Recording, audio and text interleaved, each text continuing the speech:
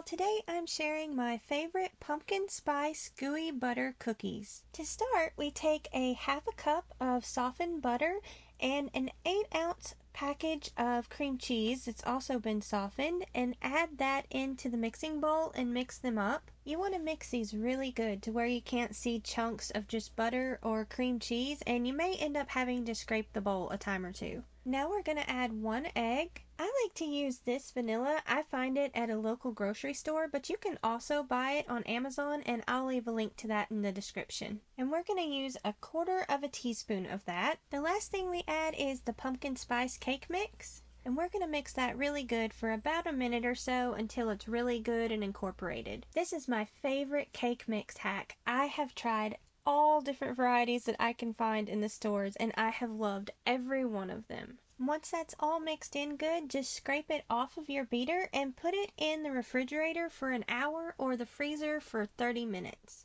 This is a really important step because your dough will be too sticky to work with. After the dough's chilled, we're going to take a half a cup of powdered sugar and put it in a bowl.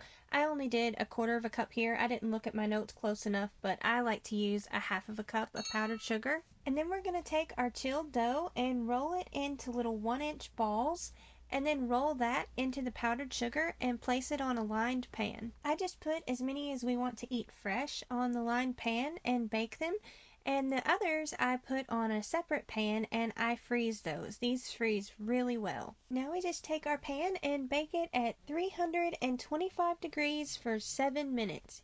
Your baking times will vary depending on the appliance that you're using. Now they're all done. Don't they look so good? And I like to plate mine up right after I take them out of the oven. I just transfer them from the pan to the serving dish. That way they don't continue to cook.